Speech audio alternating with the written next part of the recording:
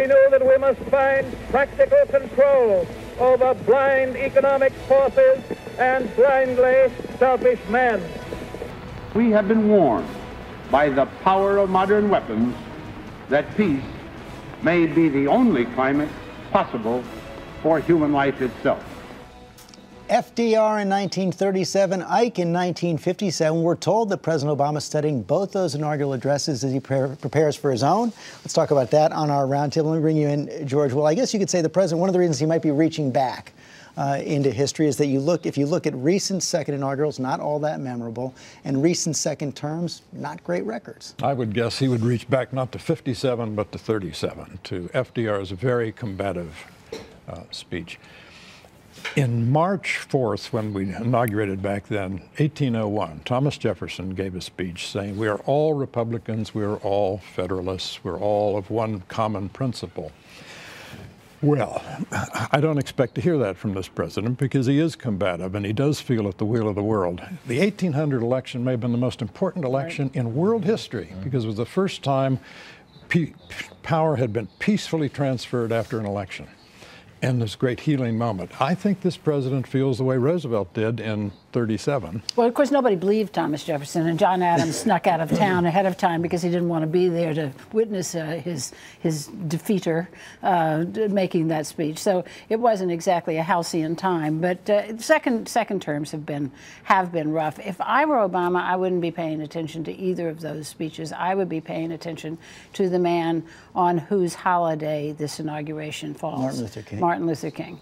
Because that is really what can make Obama stand out. It was what made people excited about him, and the first inauguration was this moment in history. It's yet another moment in history, and it comes on the 50th anniversary of the March on Washington, the 150th anniversary of the Emancipation Proclamation, just and it's interesting, month. he's going to be taking the oath on Lincoln's Bible and Martin Luther King's That's what I was Bible. going to refer. If I were him, I would pay attention to one of the best inaugural speeches at the time, which is, I think, not exactly the same, but most similar, was 1865 in my view. The Lincoln second term. Lincoln's speech used the word "I" one time. Setting the bar very high.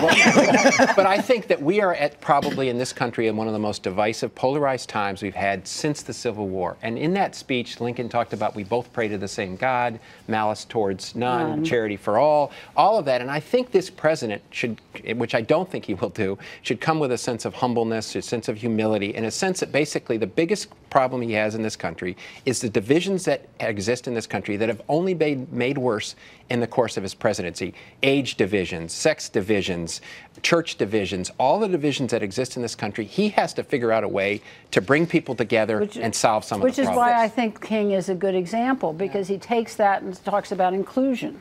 That's all well and good as long as you're talking about the broad values. But that's what an inaugural is. I mean, the State of the Union is the policy. What are you expecting to hear?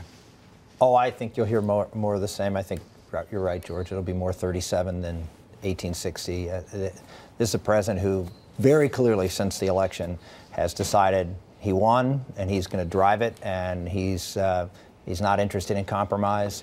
I don't know. I don't think this speech, frankly, matters that much. I think what matters is what the president pushes. And from what I hear, it's going to be guns.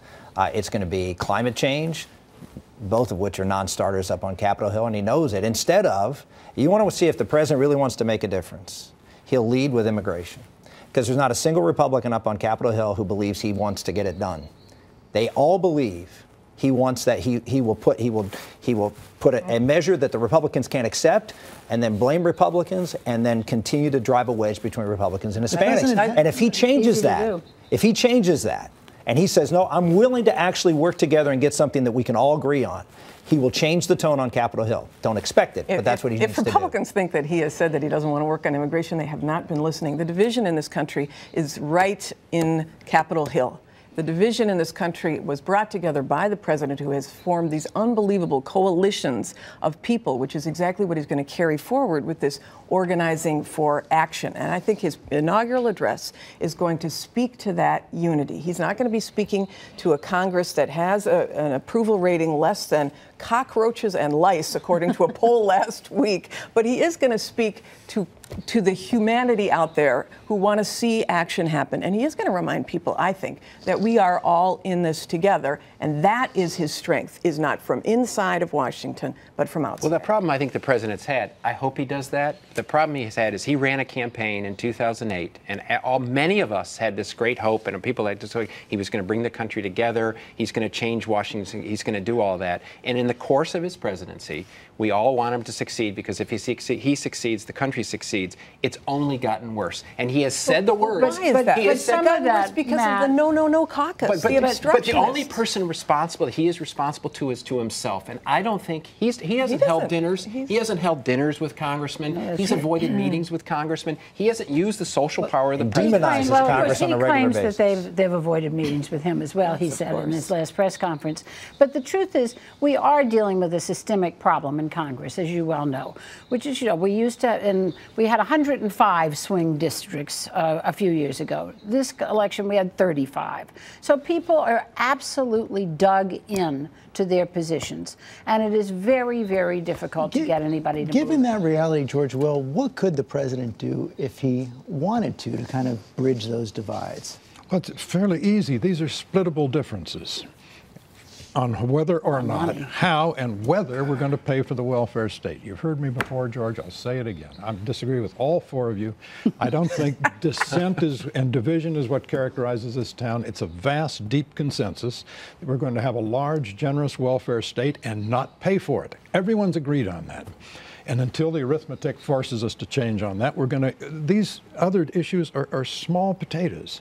And, Rick Santorum, House Republicans certainly seem to feel some of the pressure on those issues this week. They announced at the end of the week that they're not going to hold up this debt limit, seek a 3-month extension on the debt limit to give some breathing space for negotiations. You heard David Plouffe right there say that is a cave by House Republicans. I mean, listen to that language. I mean, the Republicans extend an olive branch. They're caving. We got them. That's not how a leader acts. Governor didn't get things done in Michigan because every time she won, she rubbed it in their nose. That's the problem with this administration. They're not very gracious winners.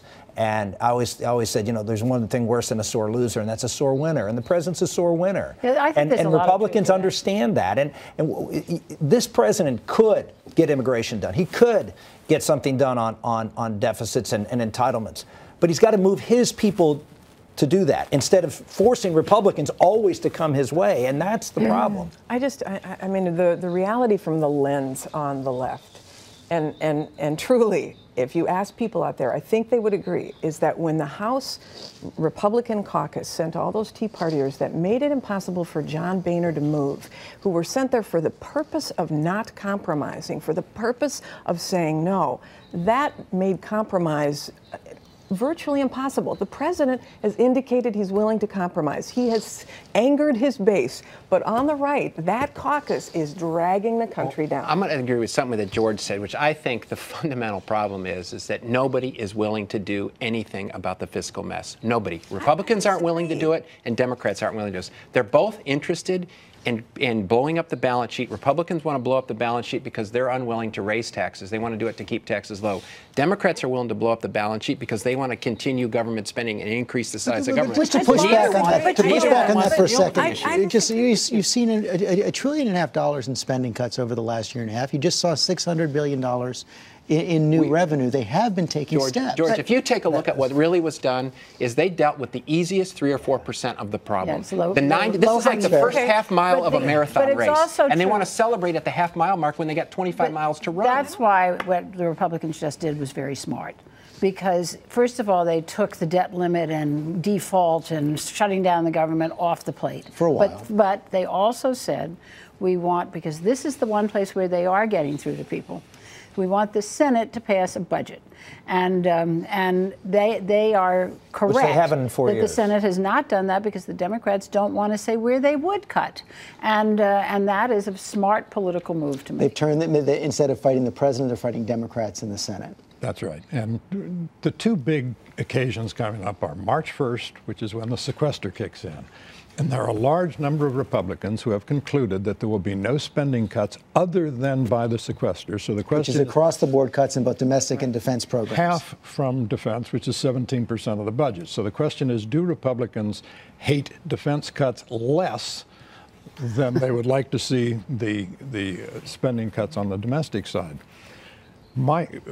After that comes March 27th, which is when the current continuing resolution that funds the government expires. So we're going to have real debates about real splittable differences. The other thing, George, that's going to happen, and I think that this is going to begin the process of, is that every day that goes past the inauguration is a loss of power day for the president. Right. And you basically now have a party, the Democratic Party is going to function with him, but it's been a cult of personality. It's been fundamentally a cult of personality around the president.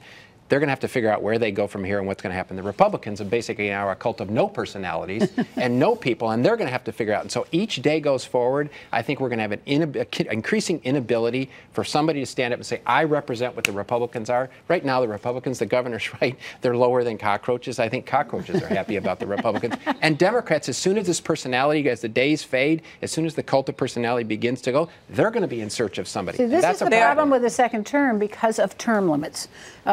Term limits mean that you can't ever run again.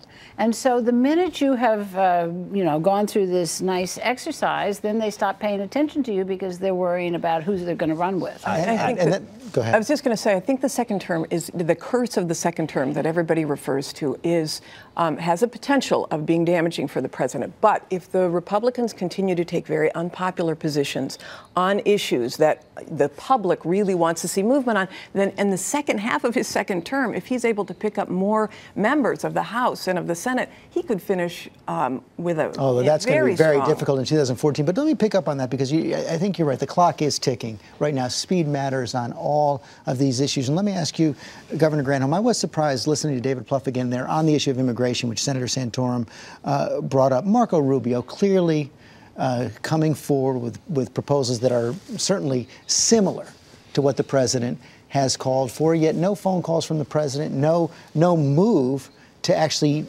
create some kind of united front that will get something done quickly. But I think that is going to happen. I mean, he's just getting inaugurated tomorrow. Immigration is going to be first up. That's his top priority. Obviously, he's got to reach out to the Senate. The real question is, will there be a consensus on a path to citizenship? That's the toughest issue for, I think, Republicans, and the question of the time frame for that. So if there is a consensus on that, I think immigration is going to be the biggest area of momentum. When you look back, Governor, there are 20 issues on immigration, and you just nailed the hardest one. Right.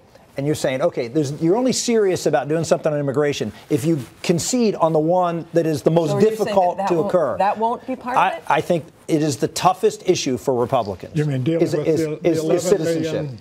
Is citizenship. Okay, fine. That's the toughest issue, and of course, and this is how the White House works. You give us the touchdown, and then then maybe we'll worry about some. If you concede failure, if you concede capitulation, we're going to give you everything you want. Then we're okay. That's not the way you negotiate. But here's where the Republicans are already setting themselves up for defeat. The president offers X. The Rubio program is X minus Y. All anyone is going to notice is the Y. That is the failure to reach citizenship. Right. So if the Republicans want to do this, they have to get to the left, if you will. They have to be more generous on immigration than the president and is. Republicans understand this is a huge political problem for the Republicans. Yes. Because if the Republicans will become and remain a minority party unless they deal with the Latino and Hispanic issue in this country. They will remain. It's the fastest growing group in this country. It's growing in every sector of the country, and that's a problem. To me, if you look back at President Bush's second inaugural in 2005 and what he did in the aftermath, it was the biggest mistake he made, which many of us talked to him about, was choosing to do Social Security instead of immigration. But if he had done immigration, the extent of that presidency would have been different. He actually said to me, because he invited me to ride with him to go greet the Pope at Andrews. It was quite a moment. And I've cleared my calendar so I could do it. And he said to me, I tried and tried and tried to get my party to do immigration. And the reason I couldn't do it was because of the drawing of district lines lines, making it just too hard for Republicans. Are Republicans to vote ready for now, immigration. Rick Santorum? Well, I think the Republicans are ready to do something on immigration, and I mean, you saw Marco Rubio's plan, which is pretty far down the road. It looks a lot like what President Bush put forward 4 years ago. Yes, they're willing to do it, but they're not willing to give the president everything he wants, because I think they believe the rule of law still matters in this country, and that we have to respect those who did it the right way, who waited in line and did and made sacrifices, and that they shouldn't be treated the same as people who broke the law and came here and get the same. I want to get another subject in, because we saw this remarkable, I guess we'd call it a confession, from Lance Armstrong this week. 2.5 hours with Oprah Winfrey. Here's a part of it. Did it feel wrong? No. It's scary. Did you feel bad about it? No. Even scarier. Did you feel in any way that you were cheating? No. The scariest. Scariest. Not a lot of contrition there, George. No. The rewards of athletic excellence in this country are astonishingly high, and therefore the temptation to cheat is astonishingly high. And we see it throughout. We've seen it in track and field probably more than in any others. Baseball's had its problems. You can't tell me the people in football look that way without human growth hormones and steroids and other matters. It's a pandemic problem, and the country is wide awake to it now. Every time this happens, someone says, the loss of innocence. Who is innocent in America right now? I mean, Well, except he was such a bully about it. I mean, all those years of saying no, no, no, and suing people and all of that. It's so outrageous. It's sort of another whole level of outrageous. I know Lance. I've been to Lance's house. I've been out to dinner with Lance. I live in Austin. The whole sort of cult of Lance and all of that. To me, there's a couple of fundamental things about this. First is this is what happens, I think, as a society when we elevate celebrity, fame, fortune above many other values in society, that integrity and telling the truth. And so we think we consider heroes not the average person out there paying their bills on time, telling the truth, raising a family, loving their partners, raising their kids, all of that kind of stuff. The cult of personality takes over. The other thing about this, there's been so many people harmed in this. I feel really bad for his kids, especially his boy.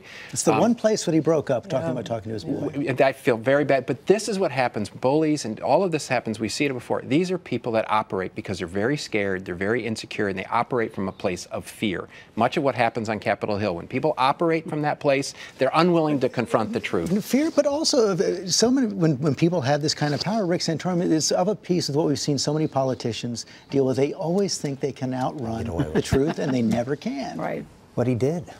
For a while. Well, but he did. I mean, ultimately, he's he's worth hundreds of millions of dollars. I mean, he's got a life that people would.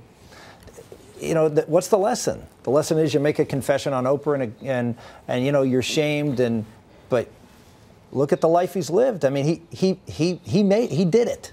That's the problem. I mean, what's the lesson that's really being learned? I agree. I don't think he feels. I mean, I think that, but I think if you go in there, and maybe over time, and maybe over the next year, and sometimes when people have to speak, that they start it with a first step, and the first step doesn't feel awkward, and then maybe a year from now the steps feel awkward. I don't think he feels good about himself. I don't think he feels good about his life, actually. And if he reflects on it and what he's done to his children and what's happened to that. And not to mention his Cancer Foundation, which has done a great deal of good. Listen, I'm not a big fan of the guy. The guy treats everybody badly. You know. Everybody badly. He treats waiters badly. He treats waitresses badly. He treats wives of Tour de France winners badly. But in the end, that is not a life I'd want to be sitting in the middle of. Can he be redeemed? I don't want to redeem him. I mean, I don't know whether others do, but I feel like this is cheating on big and small levels. I mean, it's just such a terrible message for young people, for anybody in the sports world, for anybody in the political world, for anybody anywhere. It's a terrible message, and I'm not ready to forgive him. I'm not ready for. Look, I'm not obviously not condoning anything. I'm just saying, I think from his perspective, what I saw in that interview, I don't think he would have changed the thing, number one. Number two, the organizations who run these, whether it's Major League Baseball or the Olympics, they turn a blind eye to this and have for a long time, and they don't. It's money. It's all about money for these organizations, and that is as much to blame as Lance Armstrong. And that is the last word today. Thank you all for a terrific roundtable. George Will's going to stick around to answer your Facebook questions for this week's Web Extra. But first, little fun from last night's Kids Inaugural. Who do you want to see? Katy Perry. Katy Perry! Usher. Barack Obama and Mrs. Obama. I like to be the president because they have a big house. To meet Michelle Obama. And famous people, so we act like we're famous too. Catch This Week online all week at abcnews.com, on Facebook and Twitter.